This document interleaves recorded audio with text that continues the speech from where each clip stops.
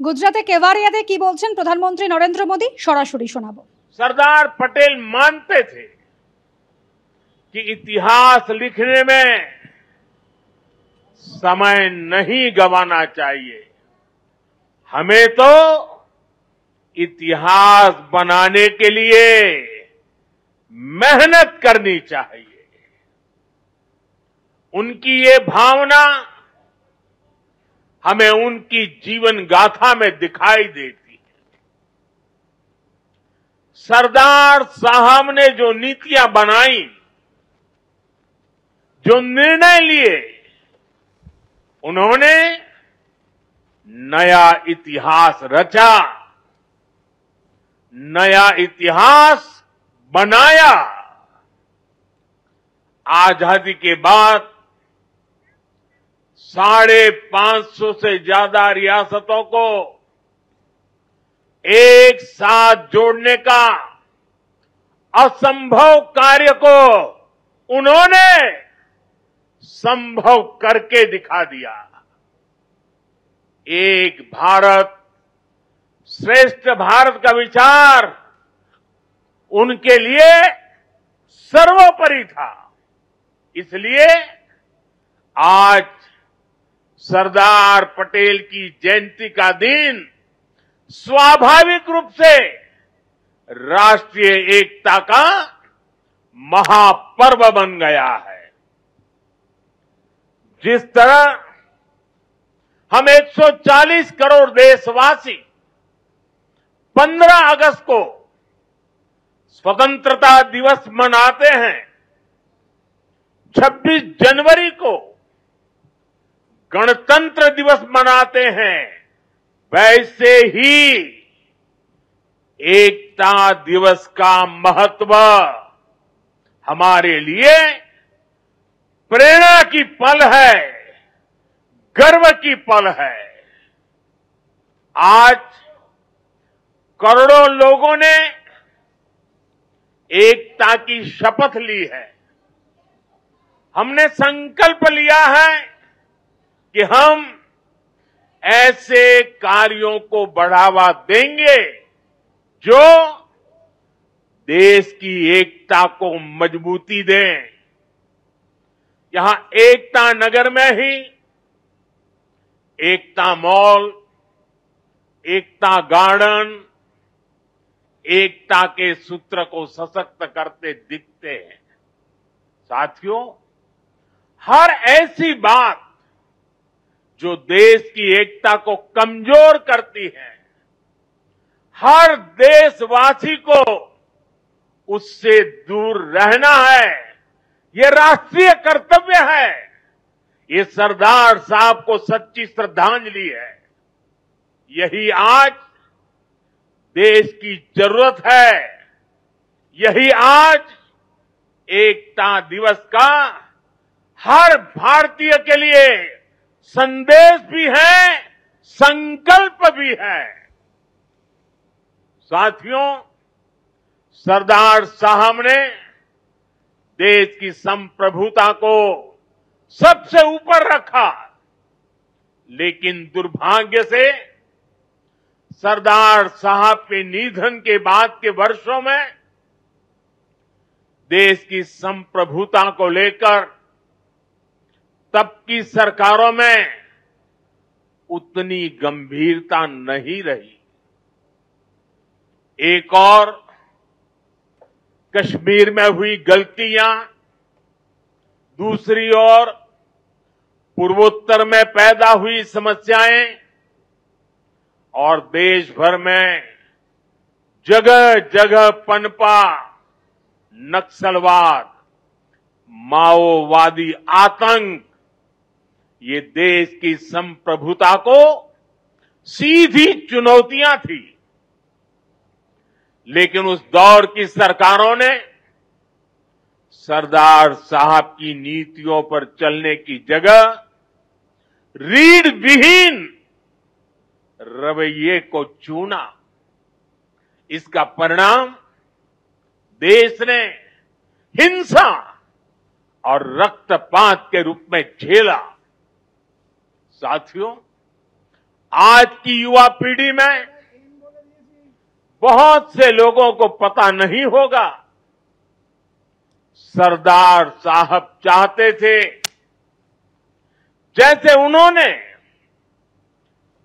बाकी रियासतों का विलय किया, वैसे ही पूरे कश्मीर का विलय हो।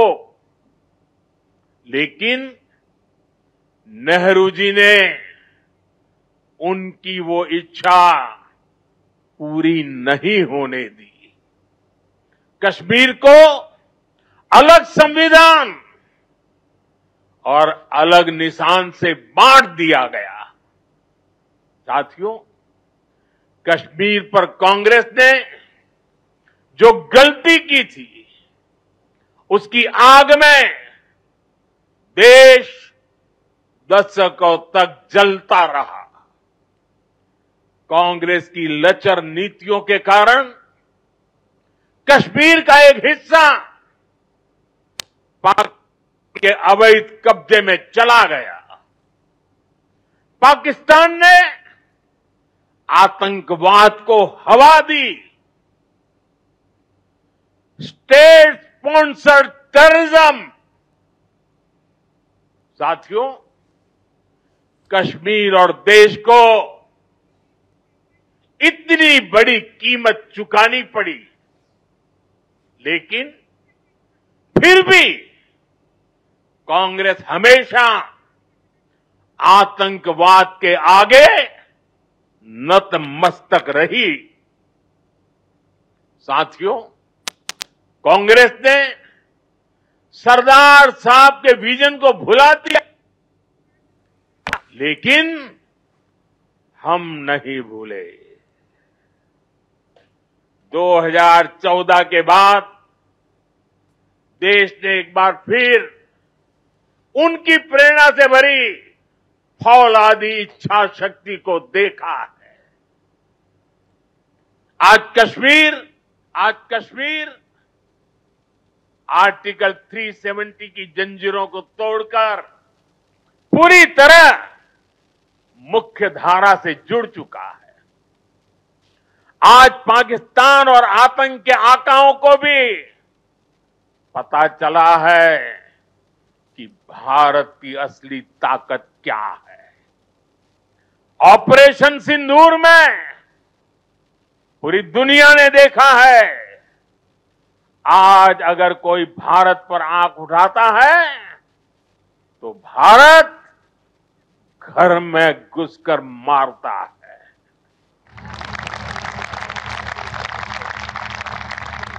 हर बार भारत का जवाब पहले से बड़ा होता है, पहले से ज्यादा निर्णायक होता है।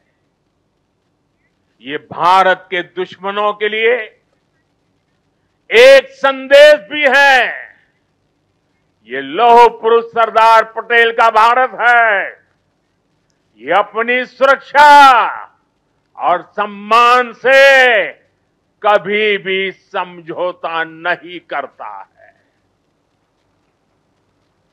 साथियों, राष्ट्रीय सुरक्षा को लेकर पिछले 11 साल में भारत की सबसे बड़ी सफलता है नक्सलवाद, माओवादी आतंक की कमर तोड़ना। 2014 से पहले हमारे देश में हालत ऐसी थी कि देश के भीतर, देश के बीचों बीच नक्सली माओवादी अपनी हुकूमत चलाते थे। नक्सली क्षेत्रों में देश का संविधान नहीं चलता था। पुलिस प्रशासन वहां काम नहीं कर पाता था। नक्सली खुलेआम नए नए फरमान जारी करते थे, सड़कें नहीं बनने देते थे, स्कूल, कॉलेज और हॉस्पिटल को बम से उड़ा दिया जाता था और शासन प्रशासन उनके आगे लाचार नजर आता था। साथियों, 2014 के बाद हमारी सरकार ने नक्सलवाद, माओवादी आतंक पर प्रचंड प्रहार किया। हमने शहरों में बैठे अर्बन नक्सलियों के समर्थकों, अर्बन नक्सलियों को भी किनारे लगाया। हमने वैचारिक लड़ाई भी जीती और नक्सलियों के गढ़ में जाकर उनसे मोर्चा लिया। इसका परिणाम आज देश के सामने है। 2014 के पहले देश के करीब 125 जिले माओवादी आतंक की चपेट में थे। आज ये संख्या केवल 11 बची है और उसमें भी सिर्फ 3 जिलों में ही नक्सलवाद अभी भी कुछ गंभीर रूप से हावी है। और आज मैं सरदार पटेल के सानिध्य में एकता नगर की इस धरती से पूरे देश को भरोसा दिलाता हूं, जब तक देश नक्सलवाद, माओवाद, उस आतंक से पूरी तरह मुक्त नहीं हो जाता, हम रुकने वाले नहीं हैं, चैन से बैठने वाले नहीं हैं। साथियों, आज देश की एकता और आंतरिक सुरक्षा को बहुत बड़ा खतरा घुसपैठियों से भी है। देश के भीतर दशकों से विदेशी घुसपैठिए वो देशवासियों के संसाधनों पर कब्जा करते रहे, डेमोग्राफी का संतुलन बिगाड़ते रहे, देश की एकता दांव पर लगाते रहे। लेकिन पुरानी सरकारें इतनी बड़ी समस्या पर आंख मूंदे रही। वोट बैंक की राजनीति के लिए राष्ट्र की सुरक्षा को जानबूझकर खतरे में डाला गया। अब पहली बार देश ने इस बड़े खतरे के खिलाफ भी निर्णायक लड़ाई लड़ने की ठानी है। लाल किले से मैंने डेमोग्राफी मिशन का ऐलान किया है। लेकिन साथियों, अब आज जब हम इस विषय को गंभीरता से उठा रहे हैं, तो कुछ लोग देश हित से ज्यादा अपने स्वार्थ को ऊपर रख रहे हैं। ये लोग घुसपैठियों को अधिकार दिलाने के लिए राजनीतिक लड़ाई लड़ रहे हैं। इनको लगता है कि देश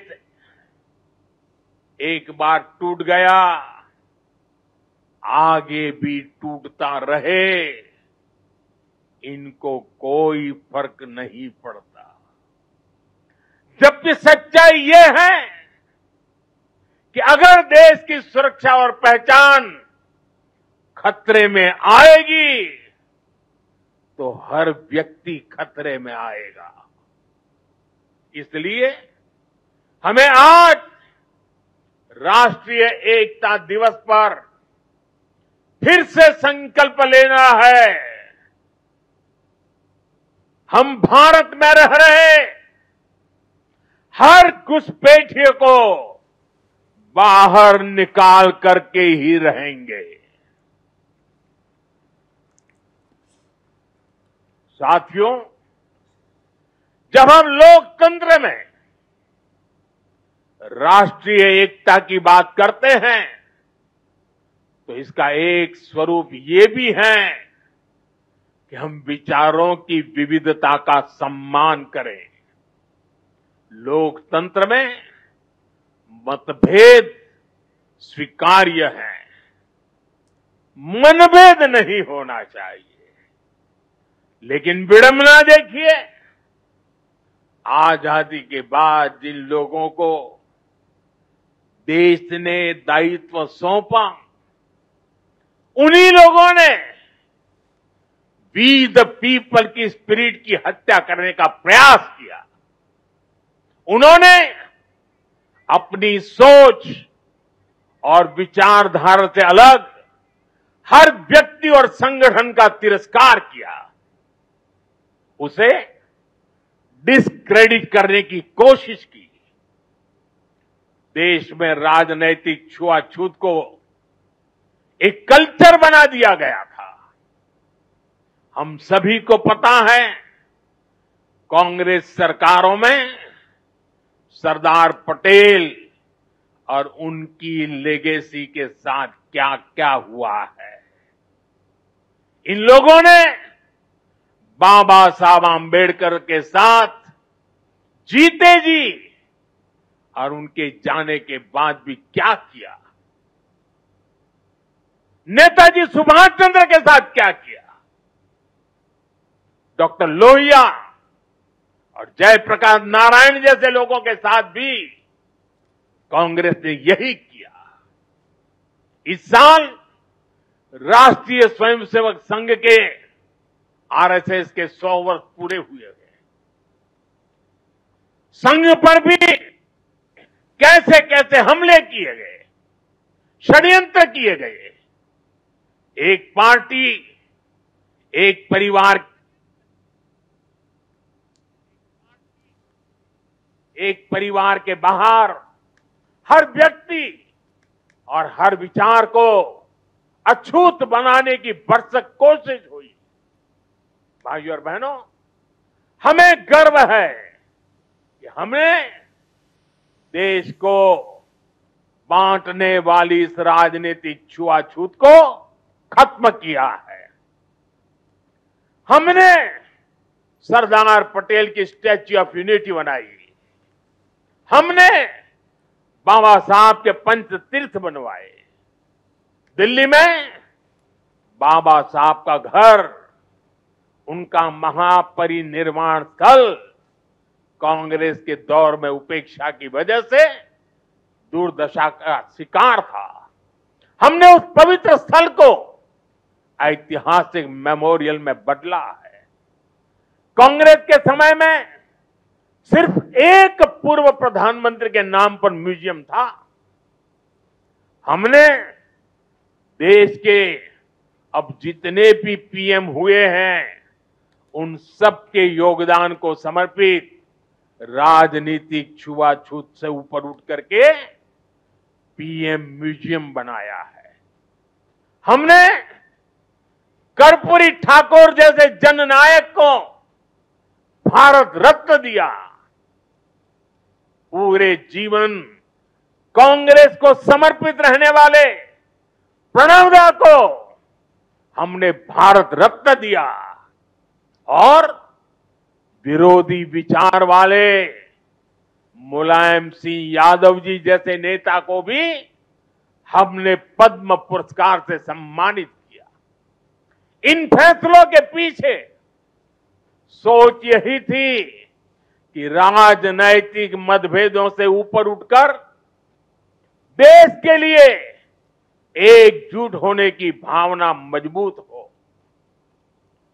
ऑपरेशन सिंदूर के बाद विदेशों में गए हमारे सर्वदलीय प्रतिनिधि मंडल में भी हमने एकता की इस झलक को देखी है।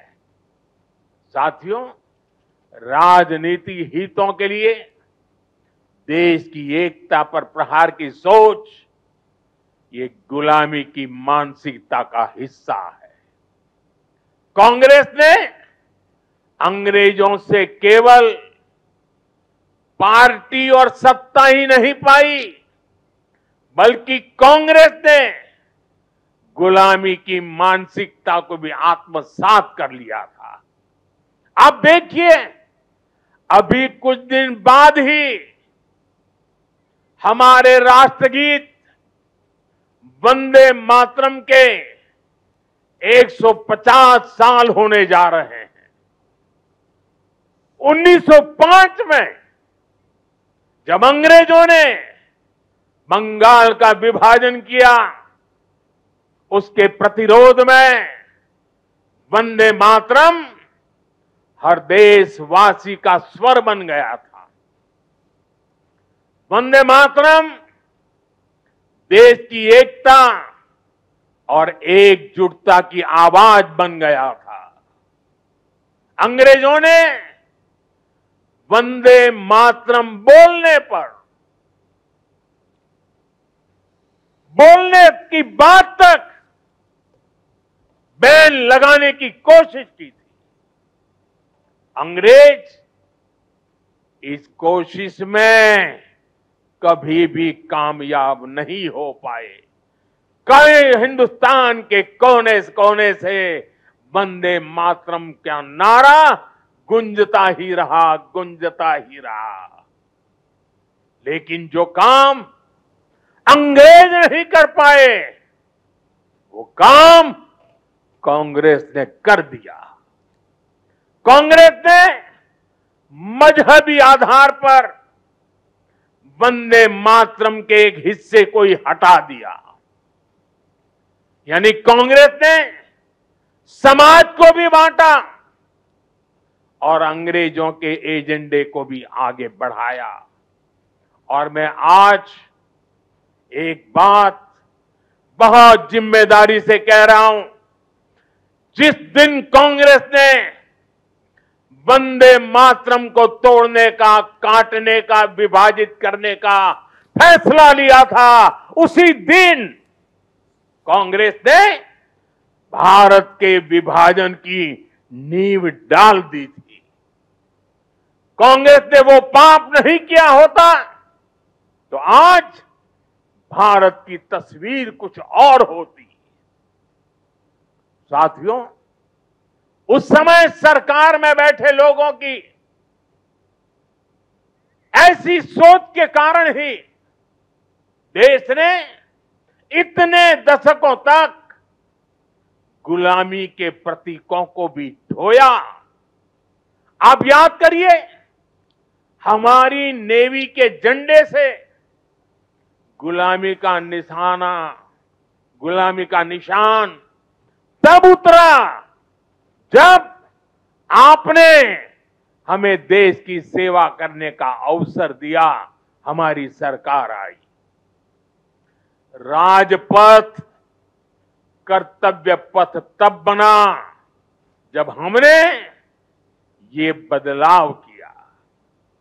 आजादी की लड़ाई में क्रांतिकारियों के बलिदानों का स्थान अंडमान की सेल्यूलर जेल, उसे राष्ट्रीय स्मारक का दर्जा तब मिल पाया था जब मोरारजी भाई देसाई की सरकार आई थी।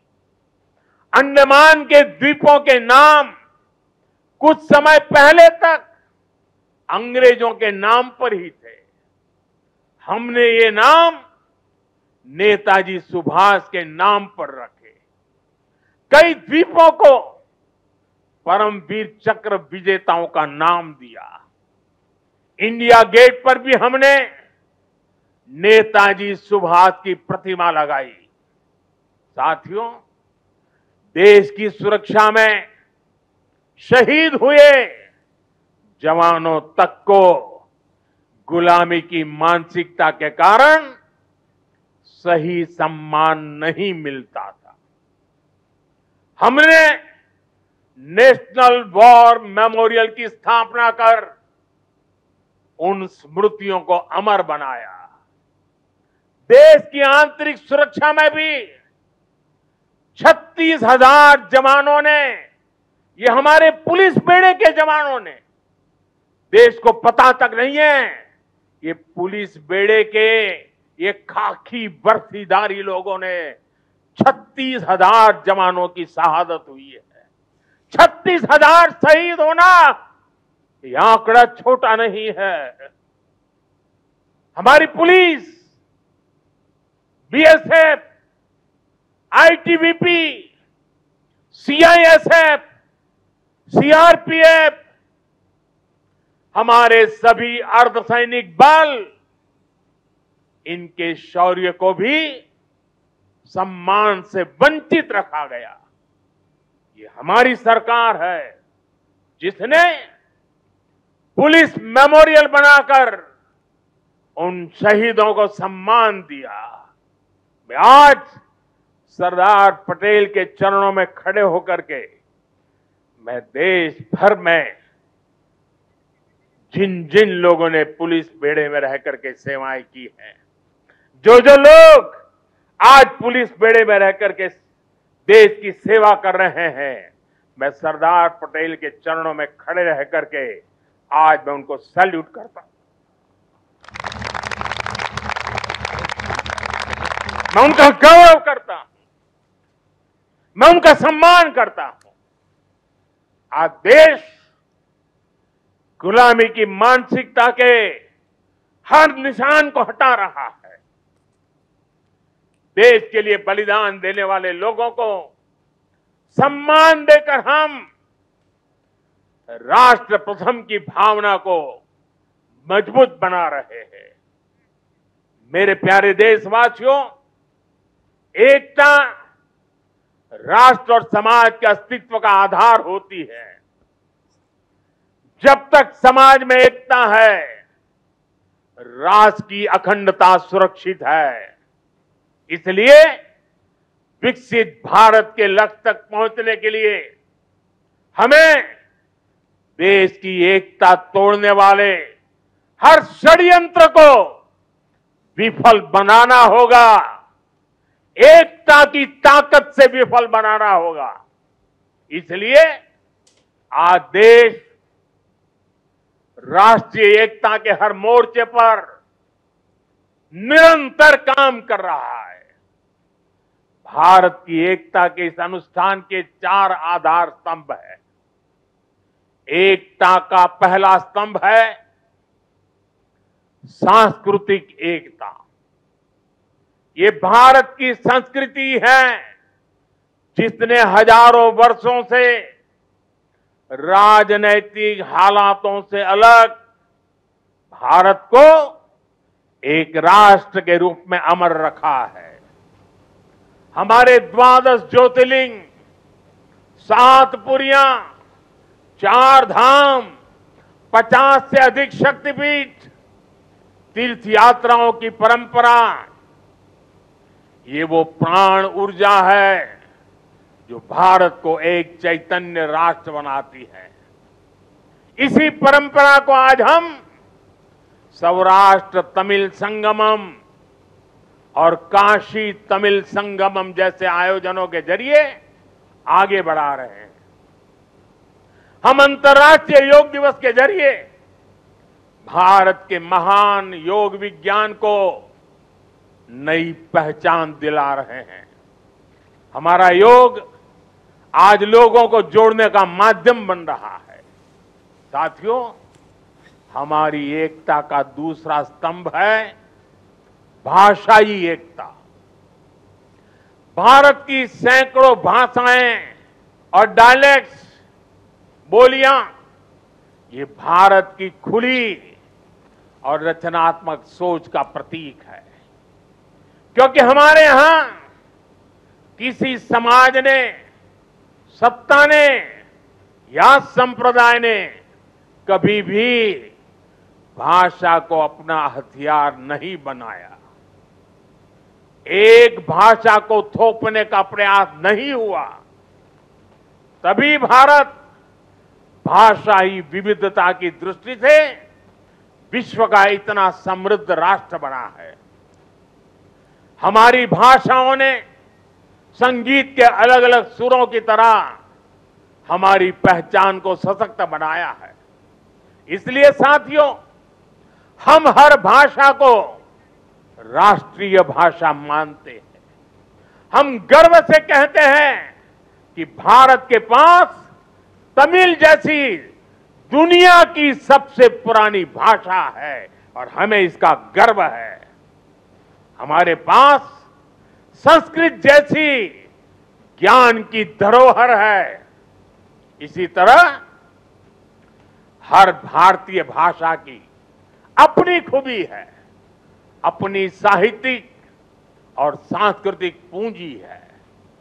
हम हर भारतीय भाषा को प्रमोट कर रहे हैं, करें और आगे बढ़े। भारत के लोग देश की दूसरी भाषाओं को भी जानें, उनसे सीखें। भाषाएं हमारी एकता की सूत्रधार बने। और ये एक दिन का काम नहीं है, ये निरंतर चलने वाला काम है, जिसकी जिम्मेदारी हम सबको मिलकर के उठानी है। साथियों, हमारी एकता का तीसरा स्तंभ है भेदभाव मुक्त विकास, क्योंकि गरीबी और भेदभाव ही सामाजिक ताने बाने की सबसे बड़ी कमजोरी होते हैं। देश के दुश्मनों ने हमेशा इन कमजोरियों का इस्तेमाल किया है। इसलिए सरदार साहब गरीबी के खिलाफ देश के लिए दीर्घकालिक योजना पर काम करना चाहते थे। सरदार पटेल ने एक बार कहा था कि अगर भारत को आजादी 1947 के बजाय उससे भी 10 साल पहले मिल गई होती तो भारत 1947 तक भारत खाद्यान्न की कमी के संकट से मुक्त हो चुका होता। उन्होंने कहा था कि जैसे उन्होंने रियासतों के विलय की चुनौती सुलझाई, वो अन्न की कमी की चुनौती भी सुलझा कर ही रुकते। ये थी सरदार साहब की इच्छा शक्ति।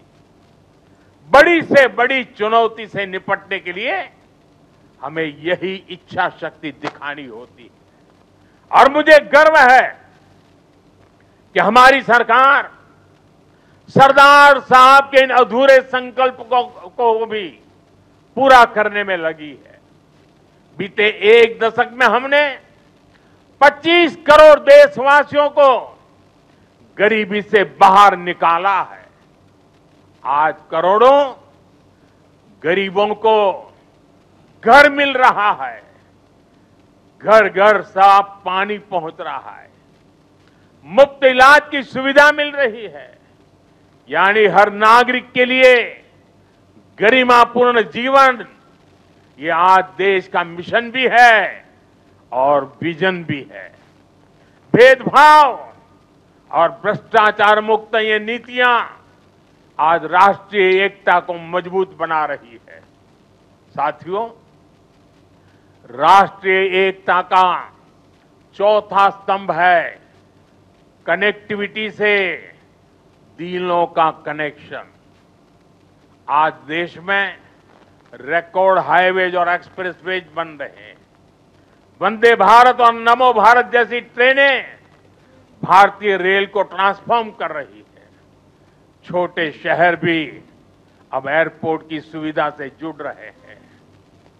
इस आधुनिक इंफ्रास्ट्रक्चर से भारत को लेकर दुनिया का नजरिया ही पूरी तरह बदल रहा है।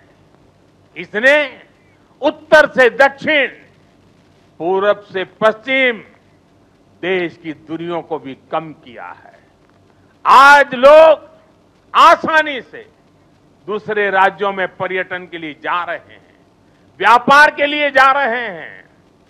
ये पीपल टू पीपल कनेक्ट और कल्चरल एक्सचेंज, उसका एक नया दौर है जो राष्ट्रीय एकता को बल दे रहा है। और डिजिटल रिवॉल्यूशन जो हुआ है, उसने इस एकता को नई मजबूती देने का अवसर भी दिया है। आज डिजिटल कनेक्टिविटी का भी दिलों की कनेक्टिविटी में एक नया मार्ग प्रशस्त हो रहा है। साथियों, सरदार पटेल ने एक बार कहा था, मुझे सबसे ज्यादा खुशी तब मिलती है जब मैं देश के लिए काम करता हूं। मैं भी आज हर देशवासी से यही आह्वान करता हूं, देश के लिए काम करने से बड़ी खुशी कोई और नहीं हो सकती। मां भारती की साधना हर देशवासी की सबसे बड़ी आराधना है। जब 140 करोड़ भारतवासी एक साथ खड़े हो जाते हैं तो चट्टानें खुद रास्ता छोड़ देती हैं।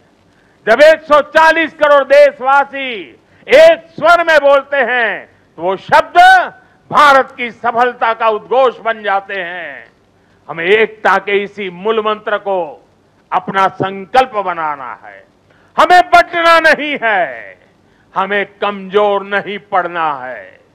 यही सरदार साहब के लिए हमारी सच्ची श्रद्धांजलि है। मुझे विश्वास है हम सब साथ मिलकर एक भारत श्रेष्ठ भारत के संकल्प को मजबूती देंगे।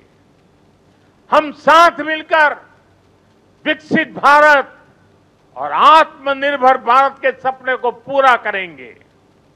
इसी भाव के साथ मैं एक बार फिर सरदार साहब के चरणों में श्रद्धांजलि देता हूं। मेरे साथ बोलिए, भारत माता की जय। आवाज देश के हर कोने में पहुंचनी चाहिए। साथियों, भारत माता की जय।